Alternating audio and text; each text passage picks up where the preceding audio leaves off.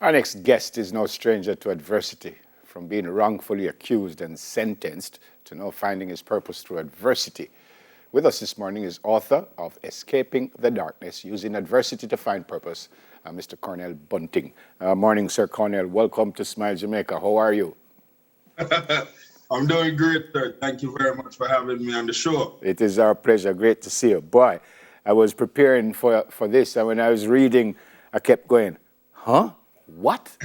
I want to start with why were you sent to jail when you didn't do anything? What happened there? I was a business owner that was very aggressive, that was beating out all my competitors, and that brought me some really angry competitors that wanted to get rid of me and my company. So they found a way to fabricate a story that would somehow, I guess, where they could arrest me, and they arrest me, and just from being locked up the way I was and couldn't really do nothing with my company and losing money the way I was, I had to close the company. So they kind of did accomplish what they set out to accomplish. Yep. How long were you in jail before they realized that you were an innocent man? I think they realized that, probably the first month, but because of them trying to save face, they drag it out. I was in there for 10 months. They didn't give me a ban because there was a hole on the ban that I had, so I couldn't ban out. So, And you were given a life sentence, weren't you? 32 years to life, man. Boy. 32 years to life. That's what the charge is mounted up to, 16 felony charges. And you spent what, 10 months, you say? 10 months, yeah. Well, thank God for that. The next thing that got me saying, was I read you were clinically dead for 16 minutes. Yes, sir. Yes, sir. Yes, sir. What happened? So that actually happened 3 months after this was expunged for my name, because I had all these felony charges. So that happened 3 months after everything was done in 2016. And I was in church. I was at a church service.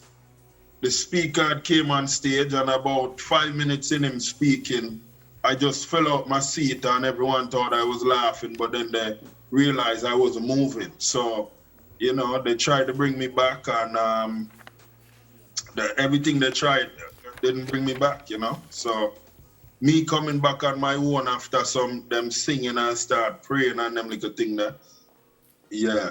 Oh, fantastic. God is great. All right. Sir. I was reading again that you've written 27 children's books and 16 novels. Well, we can't go through them all. Let's talk about the one that's beside me here, Using Adversity to Find Purpose. Yes, sir. When did you write that? And does this kind of speak about what we were talking about just now?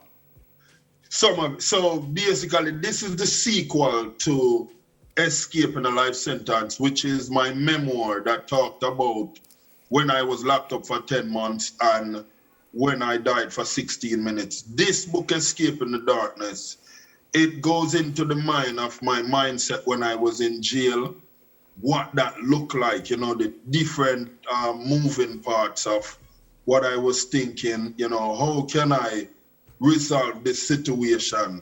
How can I get out of here? Then learning how racial driven it was.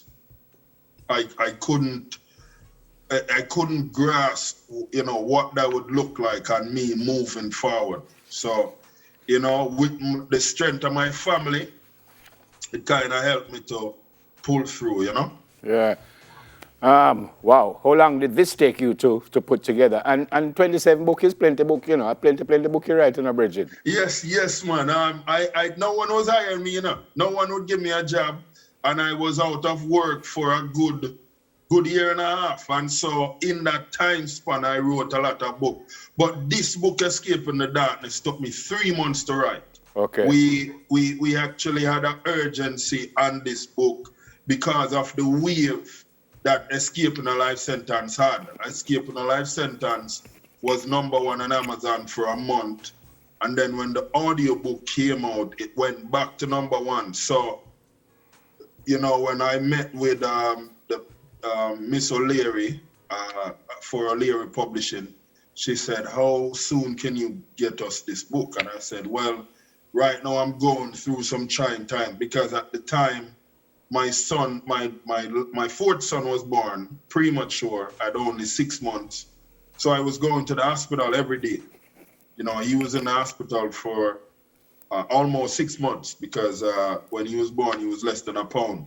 So every day I was driving because the drive time was like 2 hours. Okay. You know, he was in Miami Hospital at Nicholas. And so every day I'm driving, I would record a part of the book. And really that's how I was able to write the book as fast as I did, because I recorded an hour or two just of things that was going on in my mind when I was in jail. Yep. And we're looking at the book now, but the 27 children's books, what do you talk about there? Those books are, all those books are motivating, you know. I display traits. I try to help the kids understand how to discover things, depends on the age range that I'm addressing in that specific book. I only have 3 kids' books out so far. Okay. And each of them display something different that a kid can learn from. You know? All right. Where can we get the book? This one? They can find all the books on Amazon. They can go on my website, cornellbunting.com. And actually, any book site online, you can find my books. Okay. Boy, this is such an interesting story. By the way, with all that went on, what did the officials do after they realized that they put you in jail wrongfully and stuff? You said you lost hundreds of thousands of dollars. Have you been able to recoup anything at all?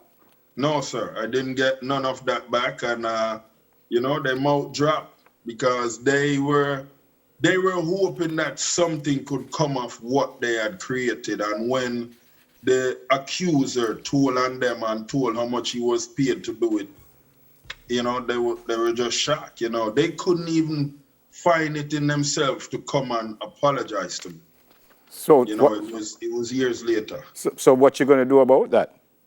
Well, you know, to be honest with you, you know, I didn't want to deal with that. I wanted to come out, try to have a voice, to get to the mass, to show the mass how creative I am as an author, you know. So I just didn't want to deal with that. So I left that to what it was, and because it was so racial driven, I just didn't want to deal with it.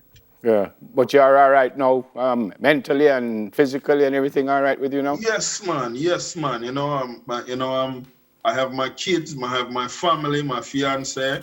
Yeah, man, we're nice, man. Everything good. God's blessing me, and you know, the books are doing what they're doing, and my goal is to partner with some organizations that will see the value in my work and say, you know what, let's get a lot of copies of these books, give them to individuals that they will really help, because there's a lot of individuals that need to understand the value that they have and what they can bring to society.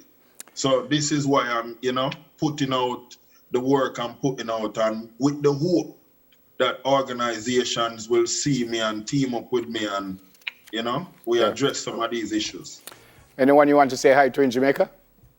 I would love to say hi to my mom, Ruth, and, you know, my brother, my sister, Trudy, Demi, Richie, all of my cousins them in Brandon Hill. Yeah, man, big up on yourself, man. And, you know, all of my friends them in Kingston as well. Yeah. Kingston senior team, big up on yourself. Yeah, man. Yeah, where's Brandon Hill?